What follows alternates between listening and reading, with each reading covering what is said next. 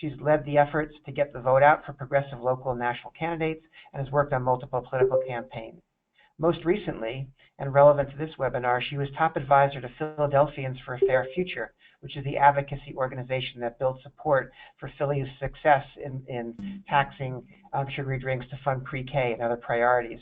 She was also the advisor to Mayor Jim Kenney's successful campaign for mayor, and then served as his transition director. I just want to briefly mention that originally Larry Trematola from California was going to join, but he's now unable to participate. So Angelique and Jessie will each speak for about 15 minutes to give a rundown on their campaigns, and then we'll just move into open discussion with all of you. So with that, I'll turn it over to Angelique. Thank you so much. Thanks for having me, and a big thanks to everyone on the line. I hope you all can hear me okay. All good? We're hearing you great. Yep. Okay. So my first slide is up on screen, and if you're watching by webinar, you can see this was the logo for our ballot issue, which was 2H. We loved that we got that letter for the ballot measure because, of course, we'd said yes to health for healthy Boulder kids. So first, I just want to give you the story of how our tax measure came about and what its path was to passage. And then I'll give you just a few takeaways from my perspective as the campaign manager. So I'm just gonna, whoops, sorry about that. I'm gonna bring this down a little bit. So here is our story. It all started with the local community, and you can see there the kids and a couple of moms there in the orange shirts holding up their Healthy Boulder Kids signs. The local community really is where it started. It started in the grassroots here, and really a couple of years before was brought forward to the ballot. There was a public health advocate and a former city council member who was on city council still at the time here in Boulder, who were really interested in this issue, both because of the public health aspect, and also because of the social justice aspect. I'm sure you all know how much more communities of color are impacted by obesity and the diseases related to obesity, in particular related to sugary drinks. And so they really reached out when they started building their coalition to folks in the community who were either working in public health, doctors, nurses, and others, as well as those who are working in social justice. So certainly the YWCA, whose mission in our community is to empower women and eliminate racism. Pretty ambitious goals. Really was a big advocate for this because of their concern with the social justice aspect. They also brought on board groups like Moxie Moms and some other moms organizations. There's certainly a lot of health conscious, active lifestyle moms groups here in Boulder. And some of the local food restaurant folks who have a special interest in local food and farm to table, particularly as it relates to health consciousness. The small group of people tossed it around between them. How could we do this? Could we do it on our own locally for a couple of years? And they watched what was happening in other places like Philadelphia and Berkeley, and they saw how much money was being poured into the campaign by industry and what a huge uphill challenge they were going to face. And so they decided that it would be really important for them to find a partner who was kind of like, when you bring your big brother to school with you to fight off the bully. So they reached out to a statewide organization called Healthier Colorado. And Healthier Colorado advocates for a lot of different kinds of public health education and also policies, and they were running this year also a smoking increase in the tobacco tax, and they were very happy to be the big partner for our local coalition. So the local folks, once they found this partner that they felt like was going to give them a fighting chance, and they were building this local coalition, then they just were ready to go forward with the campaign. And this was the basic timeline for 2H's path to passage. Here in Colorado, there's a law on the state level called the Taxpayers' Bill of Rights, which requires that any tax which is passed on any level, state, municipal, county, city, must go to a vote of the people. So in other words, it cannot be done legislatively in the state of Colorado because of this particular state law. So ordinarily, it's members of Boulder City Council that put taxes on the ballot, sometimes in partnership with community groups. But this was really quite unique in that this was a tax which was completely petitioned on by the grassroots coalition. It didn't come from the city council, referred to the voters as taxes usually do in our community. And they started, as you see here on the slide, in April. And they had in April, they filed the appropriate paperwork with the city to become an entity. And they had a combination of volunteers and paid canvassers out there with their clipboards on our Pearl Street Mall, going door to door, in front of grocery stores, passing them around at house parties. Wherever they could, they collected the signatures in order to petition this tax onto the ballot. And in the end, by the deadline on June 28th, they had actually collected almost twice as many signatures as were needed in order to petition onto the ballot. They turned those signatures in along with their language for this particular tax. And the basic content of it is that it was a 2-cent tax on sugary drinks. It does not tax diet, and it was based on the number of grams per ounce of the final drink. So I believe they landed on 5 grams. And that really captured, all the sodas and some other kinds of drinks too. It included some kinds of kombucha and other sorts of sort of crafted drinks, but not all. And importantly, also did not include diet, and it exempted drinks that were based on milk or milk products, so chocolate milk, strawberry milk, chocolate almond milk, etc. None of those were part of the tax. And the funds were designated to go to activities and programs that would provide healthy foods and activities to all Boulder kids and families, in particular those who had less access to healthy foods and activities.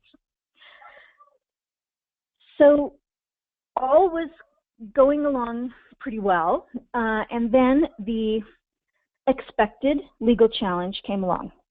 What was unexpected was that our city attorney, when he reviewed the language that the petitioners had turned into the city council, the city attorney took issue with some of the language.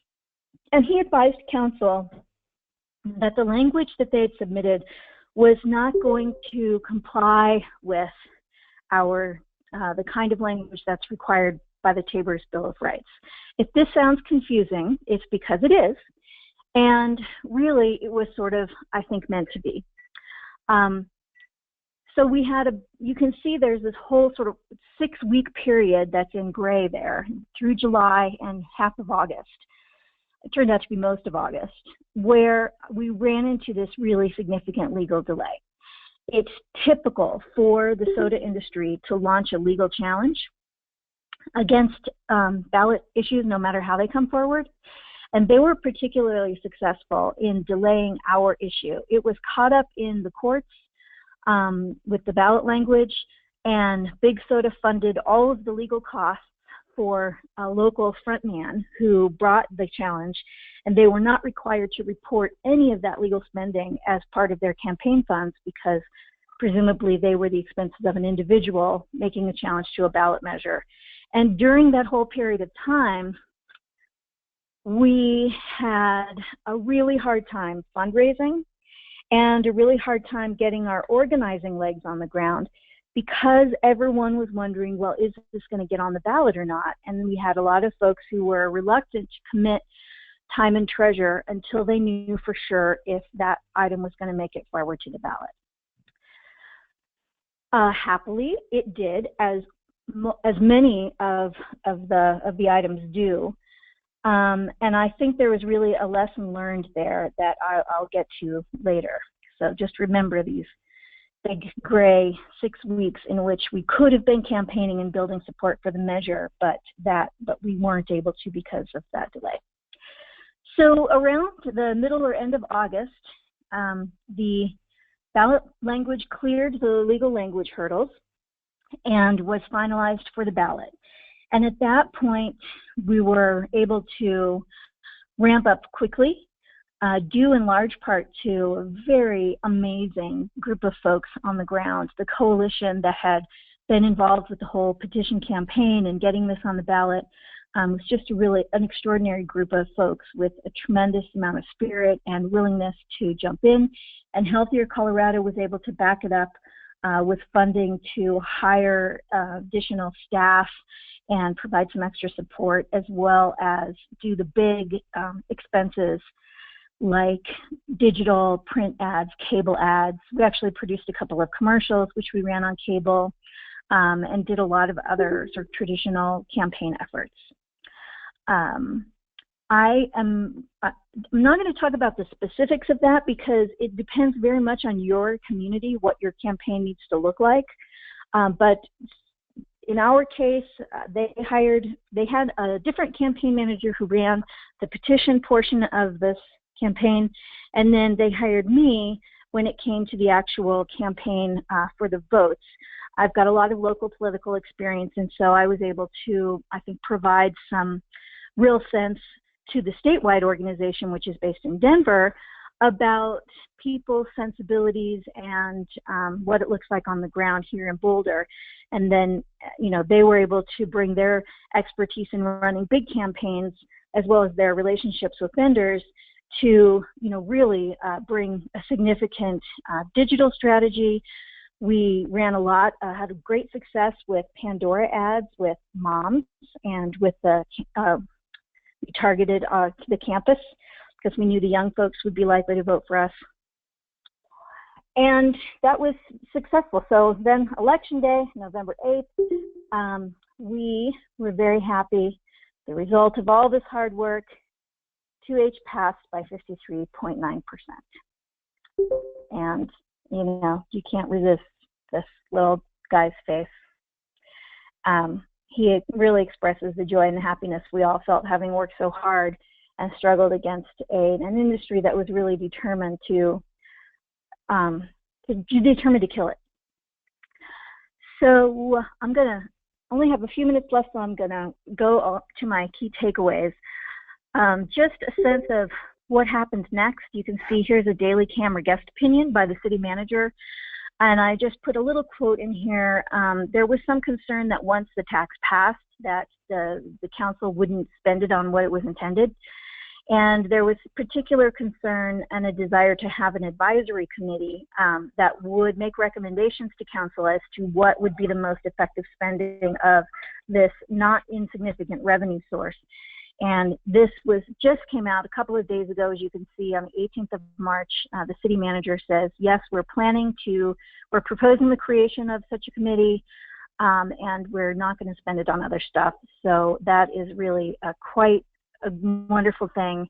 And it's partly the result of our grassroots community continuing to advocate, even after we won at the polls, continuing to advocate with the council and participate in the local politics process to make sure that it actually played out the way that we intended when we put the question to the voters. So we're really, really pleased about that. There's a link here. If you are interested in watching our city council meeting, you can watch it online at boulderchannel8.com on April 4th to watch their discussion. Okay, I have three main takeaways.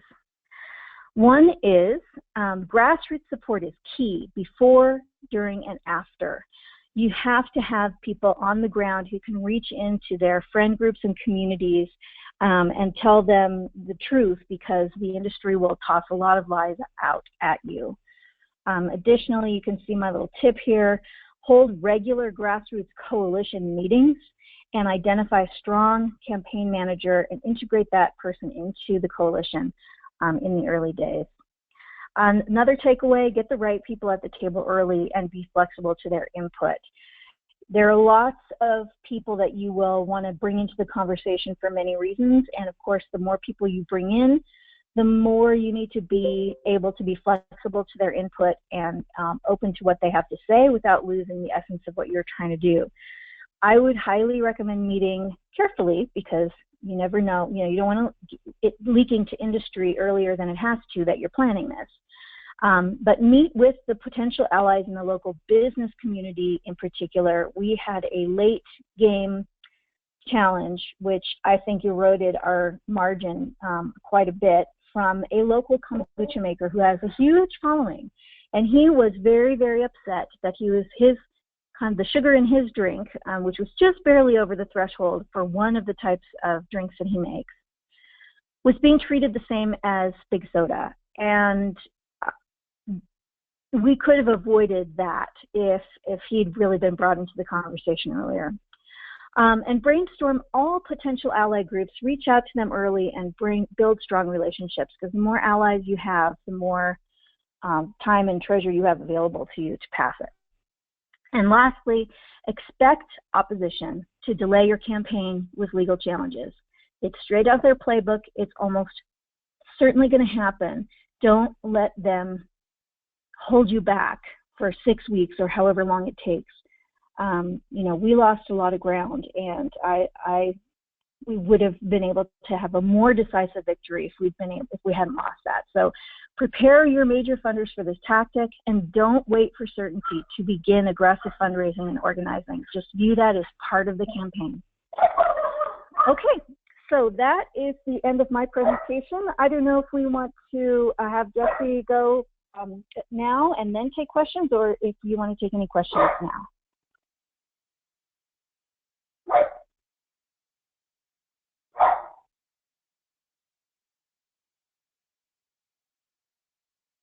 Looks like Jessie is coming online there. Yeah. Woo, there we go.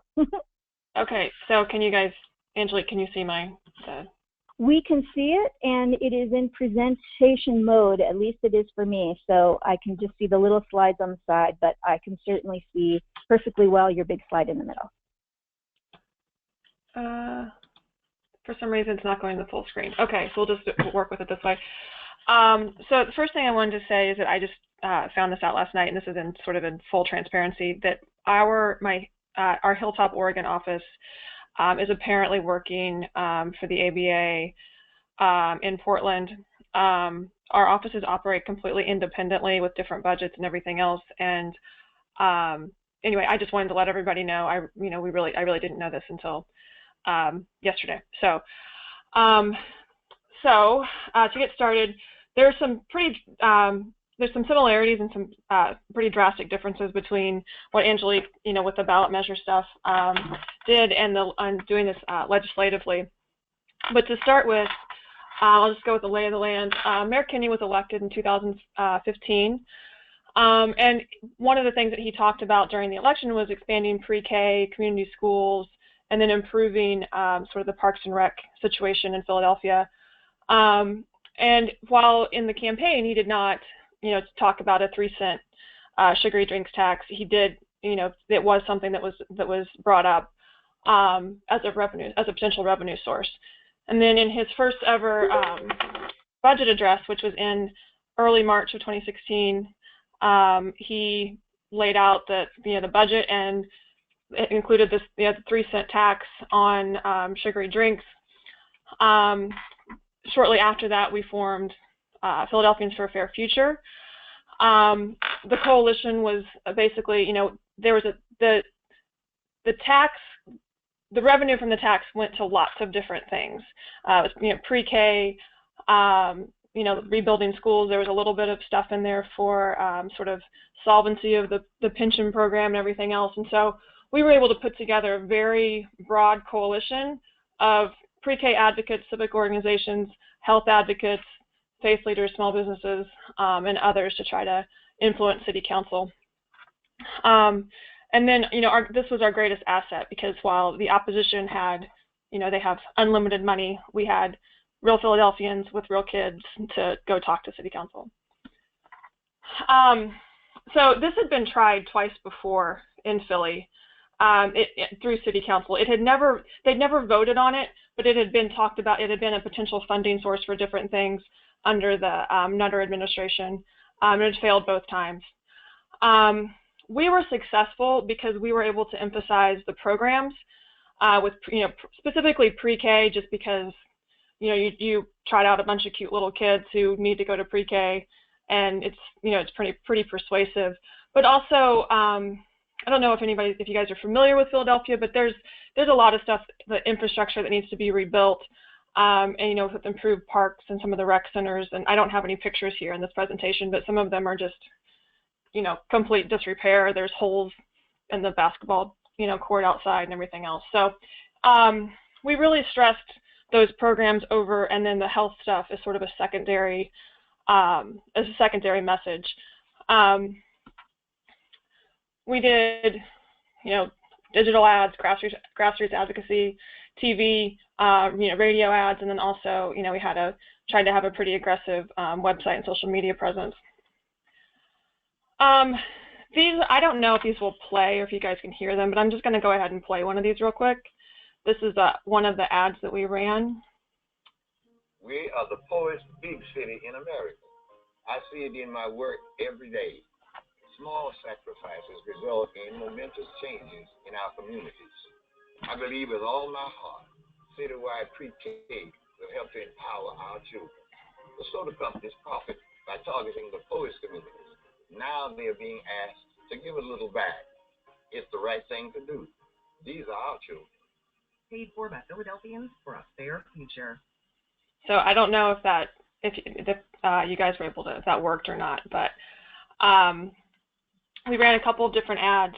The reason being is that we wanted, it seems, I think a lot of people might think it's strange to do TV ads when you're targeting city council, but it's just, the reason for doing that is we wanted to show that we wanted to kind of provide the people, our supporters, a little bit of cover in a way that, like, this is something that is important to people, and to kind of compete with the other side too, because they were, I don't remember how much they spent on media, but they spent a ton of money.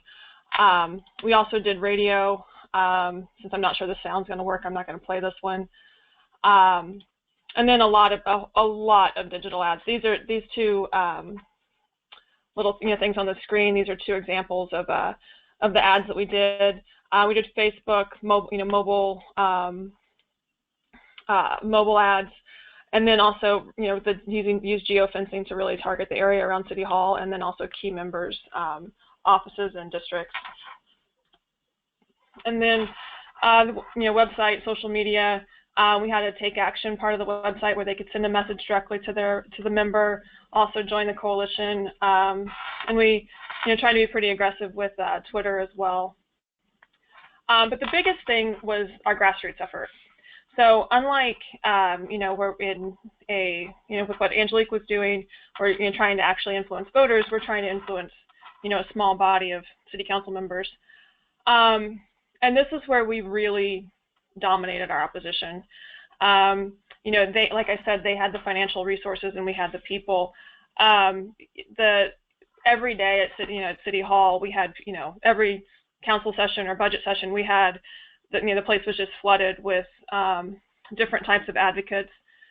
One day we attempted to do a pop-up rec center in the sort of courtyard of City Hall. It started to rain, so we had to move inside, and it didn't work as well.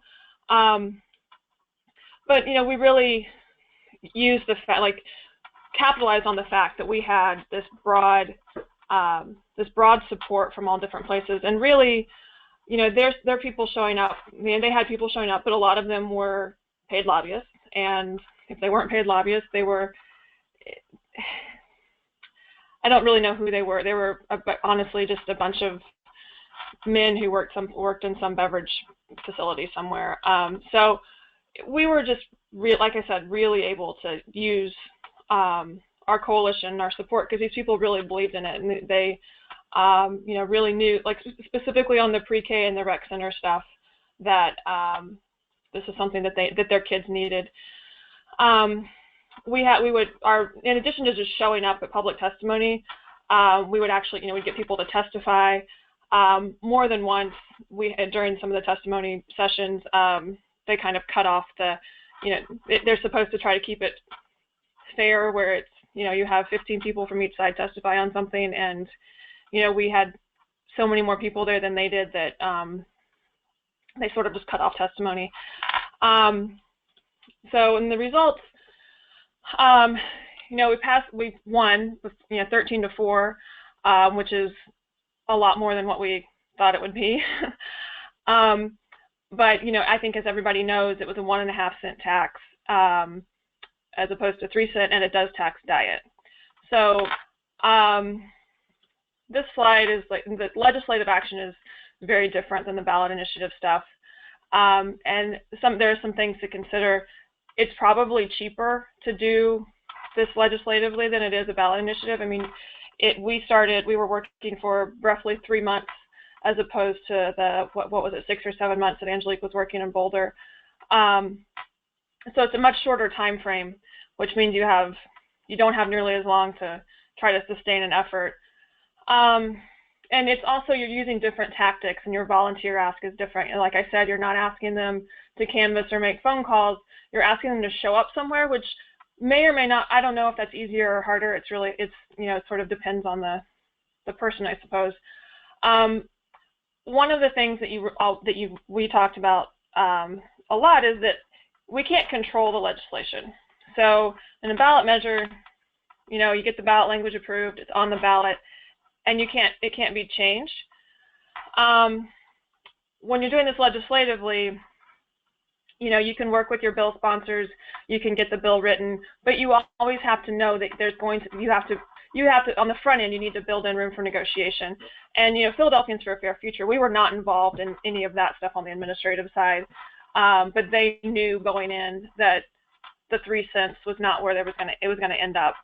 But, I think that there was a stressful little bit of time there when they were talking about adding diet to it, and I wasn't sure what our funders weren't necessarily happy about that, and then we were able to get them to the right place. And also some of our coalition members, specifically our health advocates, they're like, this doesn't make any sense, why are we taxing diet? But it was completely out of our control, and to a certain extent out of the mayor's control as well, because it's up to city council. So the other part of doing this legislatively is that I don't want to say this across the board, but I think that it's true that you run the risk of getting it overturned in a simpler way than with a ballot measure, because in theory, the body could later on go back to vote to repeal the tax. So what we learned is that, like I said, local people are key. I think this was true in Boulder as well. We really needed to. It was very important that we had people on our team, which we did, who understood the system and the different players. You really need. While we did not have a lobbyist, we had we had a couple people who they knew Philadelphia and knew everybody involved. And that was very, very important. And then passing the legislation, isn't the end.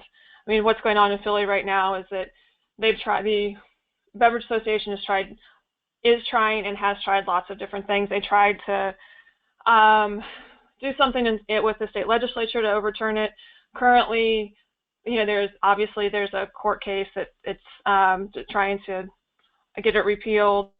The status of that is that I think there's opening statements in state court in a couple weeks, and then from there it would then go on to the state Supreme Court. And they're gonna fight this every step of the way, and we don't have the resources the financial resources to fight it. We're trying, but they're going to keep going until they you know, right now it's like there's nothing that they're going to vote on, but they're running radio ads. And it's a little unclear what their end goal is, but you know, that's what's going on. So one of the things that we wish that we had been able to do was to keep the coalition together and continue to be active through this period where they are really fighting it in through different ways.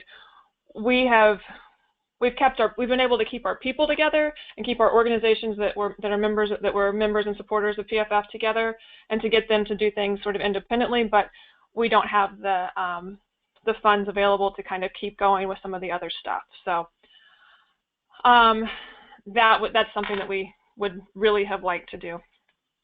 So that is it. I guess are we ready for questions now?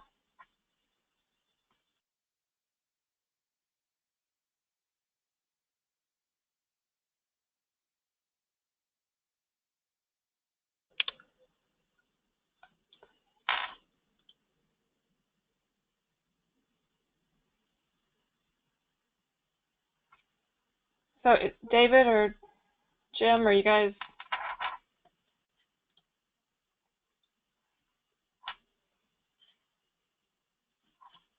Maybe.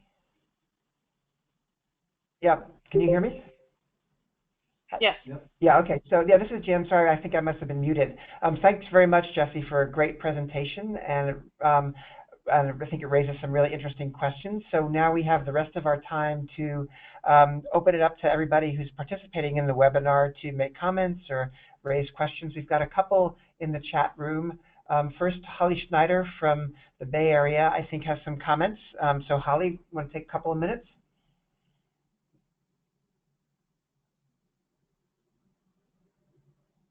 She said she's muted. Maybe you're muted, Holly. David's gonna work on. Are you there? She's not muted on my end. Holly, are you there? Well, Holly, while you're figuring that out, let me read another question. And this is a question for Angelique. Which is, which side was the city attorney on? Was the person in the ABA camp, either formally or informally? And what do you recommend to keep city electeds and other city officials and staff on your side?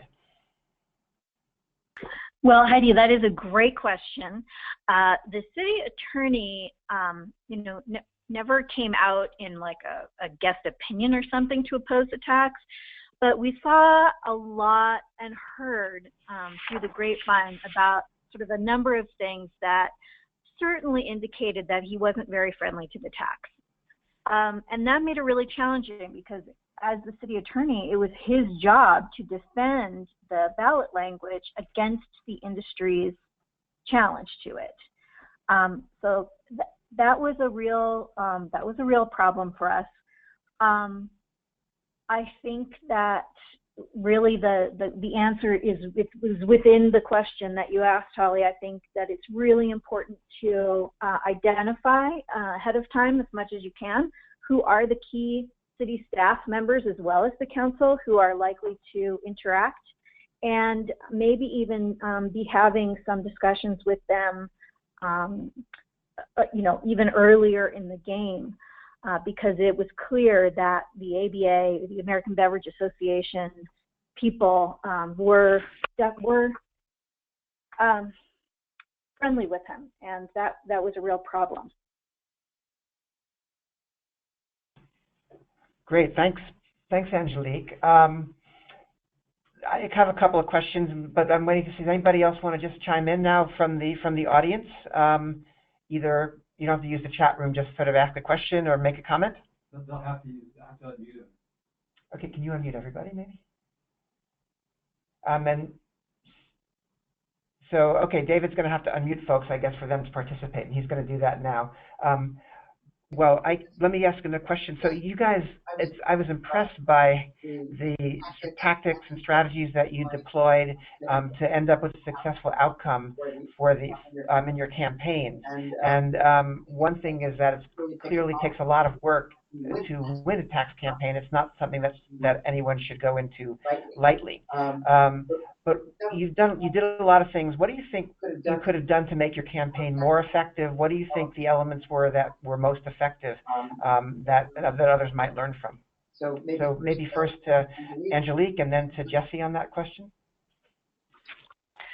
Well, I think hands down, I think the thing that made our campaign successful was the fact that it was coming up from the local community, and that there were so many people who had friends in so many different circles that they could talk with, and a lot of sort of local influencers who were able to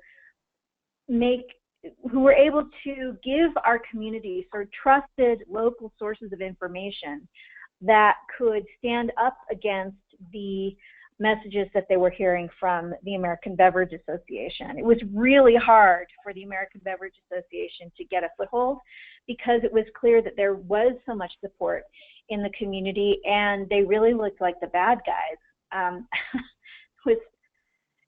And they really made a lot of missteps, I think, in our community. They were kind of tone deaf to the tone of things here, and they did something that they've done in other communities, which is they had somebody go around to different restaurants, small restaurants, and they said to them, do you support a tax on sugary drinks? And if the person said no, then they put them on a list of restaurants that opposed the tax, even if the person they talked to wasn't the manager. And they published an ad. Well, that didn't play very well in Boulder because we'd already built up that community support. And so we had people who were running from them saying, take my name off the list, take the name off the list. And, you know, that was a good day. I don't understand. I really don't. Jessie, some comments? Hello? Yes. Can people hear me? Yep. Holly, yes. Jessie? Can you hear me now? Holly, okay. We can hear you, but 1 second, please. Oh. So what we did is we unmuted everybody. So if you want to just mute your phone to knock out the background noise, that would be great. And then if you want to ask a question, just put yourself back on. So Jessie, what would you have done to make your campaign even more effective than it was looking back? Was there anything you would have done differently? There were things that we wish we could have done differently that in reality I don't think we could have, because we were operating, you know, we were not part of the administration, so we couldn't be part of those like what was going to go into the budget address and all that other stuff. You know, we couldn't be part of that. While because of my position, I, you know, kind of had an idea that this was sort of coming, you know, but my previous position with the mayor, I kind of had an idea that something like this was coming down the, you know, going to happen. But what would have been, we were really scrambling at the beginning to get caught up. It really felt like it was sort of until early May before we really felt like we were not playing catch up. I don't know if we could have, like I said, I don't think we could have necessarily changed that. But you know, we were. I don't remember when the ABA went up on television and radio and everything else, but they were working on that. They were spending money on that because as soon as the budget address happened and this was a reality for them, they started spending money, and we had to, you know, really make the case and raise the money and do all that other stuff. And it would have been better if we could have done that before, but you know, we didn't have access to the information and weren't in a position to do that. Great. So one thing I'm hearing then from those two responses and from the presentations is that to the extent possible, organizing your ground game and organizing your community coalition and engagement early in the process is a really important and effective tactic. Great. Holly, I think you have some comments you want to share about the Bay Area? Yes. Hi, everybody. My name is Holly Scheider, and I was in the leadership of the Berkeley campaign in 2014, and I also managed a small city in the Bay Area called Albany, which passed in 2016, along with Oakland and San Francisco. So I want to echo some of the things that people have said, especially what you just said, Jim, which is the importance of organizing the coalition and the ground game early, and then advice, which I think has come through, but I want to just reemphasize, is to keep it local, meaning keep it to networks that you know as much as you can. Don't put it on your city council agendas as long as you can to try to keep big soda out of your town until you're ready to go public, and be very broad about that. So if you go to the Berkeley versus Big Soda website, which is still up, there's a couple of helpful videos that show about our campaign and what we did. The first one at the very bottom actually shows the first city council meeting where we officially went public, and you can see demonstration of the coalition that we had built before Big Soda really came on board. We knew the importance of getting the communities of color who had the highest rates of diabetes, and there were real disparities between diabetes rates in Berkeley between whites and African Americans. And so we went and partnered with those groups and brought them into the leadership very early on, and that was a critical way to preempt the Big Soda playbook. And I think another issue, and all of those things I think were mentioned by my fellow presenters here in terms of your experiences as well.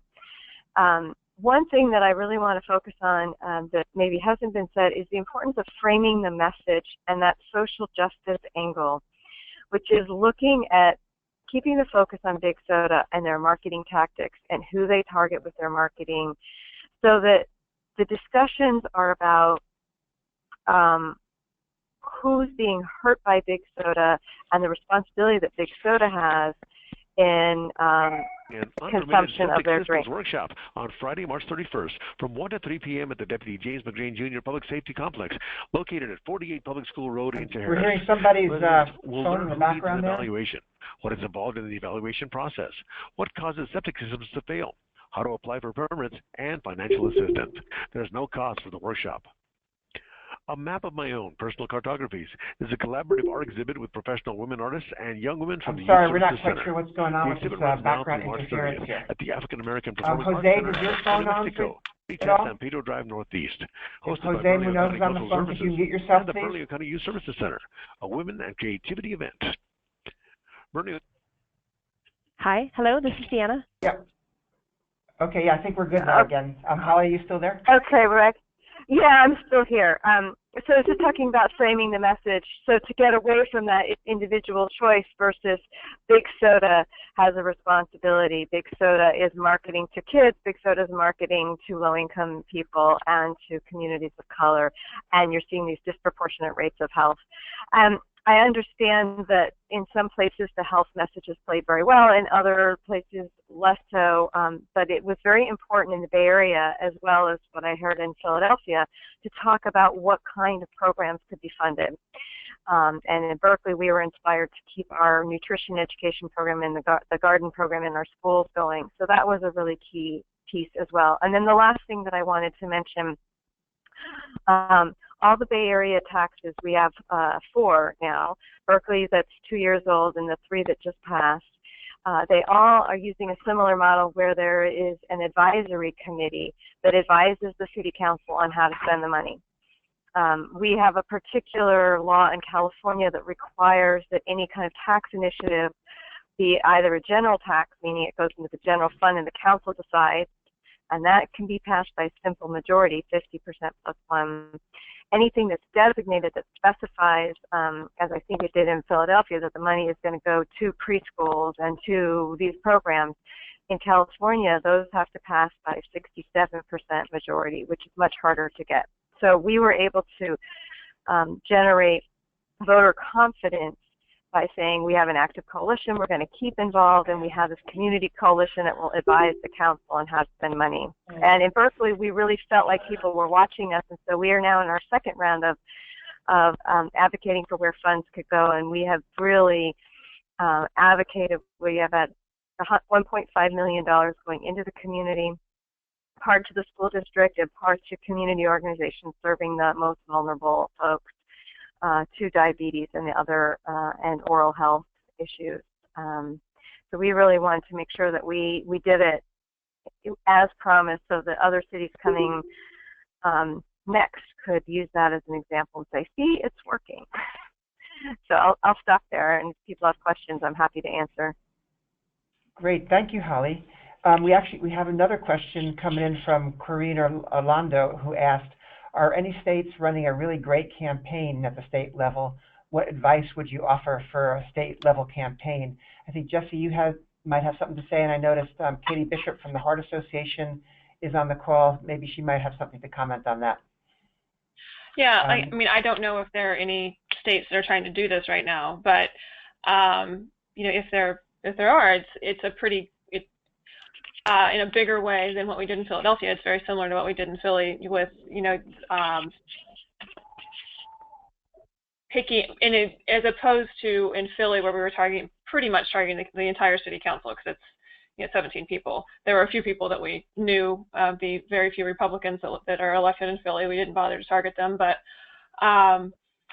you know, you start by figuring out who your allies are, and you know, kind of go from there and sort of build a legislative fight around that. I mean, it's you know, what committee would it go through, that kind of things, and figuring out who would introduce the bill. Would it come from something like from the governor and some kind of budget address, or would it be something that's introduced, you know, and through the legislative body?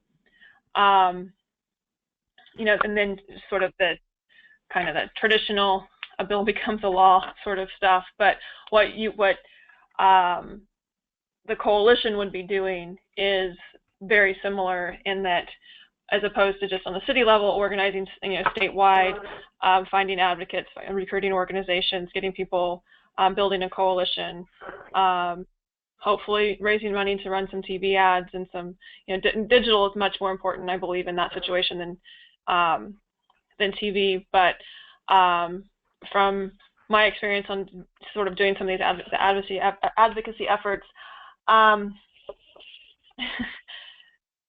members of legislative bodies really like to see something that they're considering supporting on television. And while, you know, you're not necessarily trying to influence regular people, having people know what's happening and know about it is always useful to them. So that's sort of a very, you know, broad answer to that question. But yes, that's, I mean, if there are states that are doing it legislatively, that's kind of how you sort of start the process. Katie, if you're on the phone, did you have anything you wanted to add to that? Yeah, so I would just add that there are a whole bunch of state-level campaigns going on right now. West Virginia, Illinois, several in New England. And I think in the majority of those campaigns where they're really having an active debate around the tax, it's because the advocates have really made themselves relevant in conversations around the state budget. So these are all states where they are looking at budget shortfalls, and they're really, you know, using the tax to talk about, one, you'd be able to bring in a good amount of revenue with just one tax instead of maybe a whole bunch of tax increases, and also being able to say, you know, not only are you going to have the benefit of bringing in income, but you would be able to, you know, have a positive health impact and be saving money down the road through reduced healthcare costs. And it can be a great way to be protecting health programs in state budgets that might be cut because of some of these budget shortfalls. So those are just a few thoughts. Yeah, thank you, Katie. One thing, this is Jim Krieger from Healthy Food America. One thing I might add to that is the challenges can sometimes be greater and hurdles and obstacles to overcome greater at the state level, particularly because the power of the American Beverage Association and Big Soda at the state level through their lobbyists and long time history of campaign contributions is usually greater there. And it's also a larger legislative body to influence. So it can be a bigger lift to win at the state level. If you look back to the history, for example, of in an analogous movement like tobacco control, many of the state level victories were preceded by a series of local victories in each state that then generated the momentum that was necessary to finally win at the state legislative level. So that's another perspective to put in there. Other questions from the audience? We've got a few minutes left, and if not, I have got a couple up my sleeve.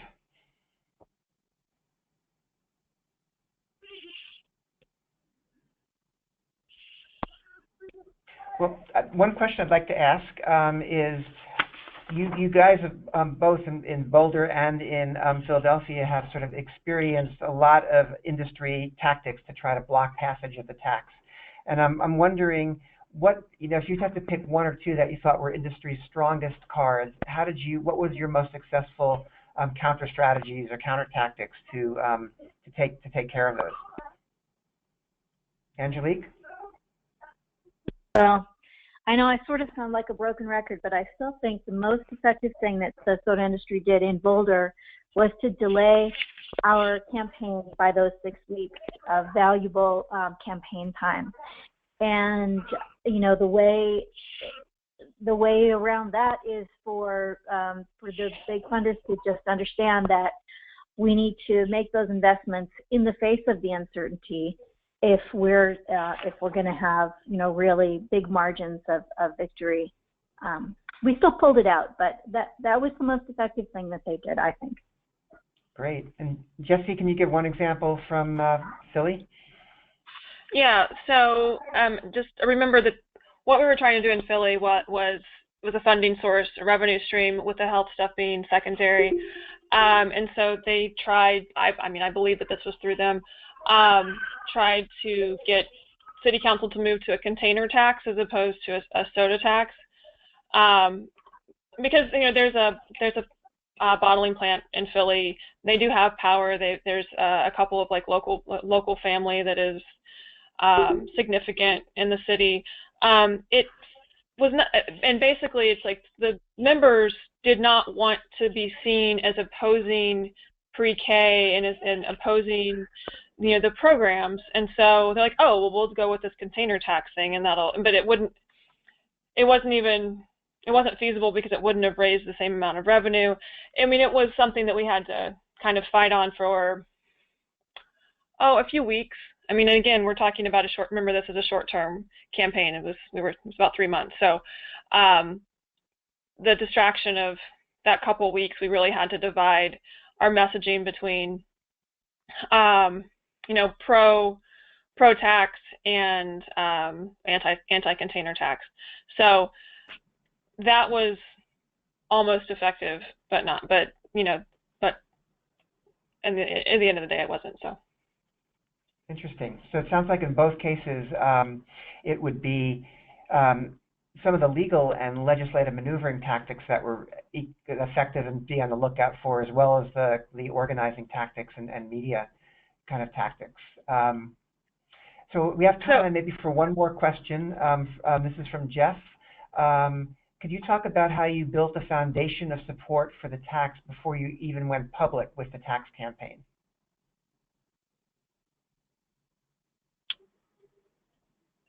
Angelique, do you want to? Angelique? Sure. And to be fair, this part I know anecdotally because I wasn't involved in this phase of the campaign, but that's really where the folks who really started out being interested in running the tax, there was sort of a big mover in the public health field and one of the city council members. And they, I'm not sure even who exactly they reached out to first, but by the time I came on board, the coalition really had come from conversations that were sort of organic allies.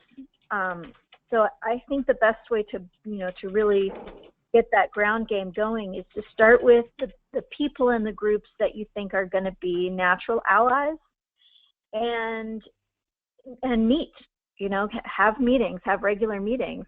It's because it's in those conversations that you come up with the ideas of how to reach further and further out into the community. And, grassroots is a little bit like sort of organic social media organizing. It's about people who know people who know people. And it's about accessing those big influencers who influence people's opinions in different areas of your community. So the natural foods industry is a potential ally, anyone in public health, anyone in social justice, anyone in the, if you have like if you're an active community like Boulder, the sort of active life folks, moms, you know, a lot of times will be really interested. It's really just the old-fashioned talking to people that brings you the kinds of support that you need organically out of the community. Okay, maybe Jeff, if you have like 30 seconds on that one, and then I think it's time to wrap up. Yeah, I have. So we didn't have the luxury of really being able to build a foundation of support before it was announced. The one thing I wanted to say, going back to the last question, I know we're out of time, is that the Beverage Association will try anything and everything, and you kind of have to be ready to pivot to whatever it is they're going to try to do. I mean, some of the stuff that they're doing now in Philadelphia to try to, I think that there are various things that are like a long-term game and a short-term game for them to try to get this thing overturned, but they will, I firmly believe that one of the things that your coalition has to be very nimble to be able to react to what they're doing, but still stay focused on your job and your end goal. So I think we might be out of time, but I just wanted to get that part in.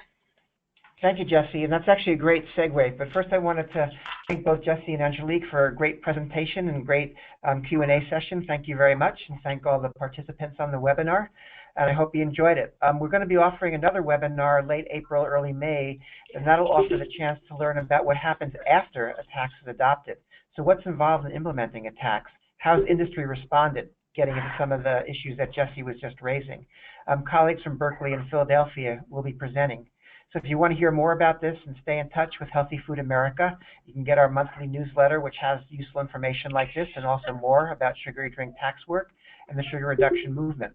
Just go to our website, hfamerica.org, hfamerica.org, and you can sign up to get our monthly updates and our research watch and our industry monitoring tool and a whole bunch of other resources that support work in addressing sugary drinks. So thanks for joining us, and look forward to the next one. Goodbye.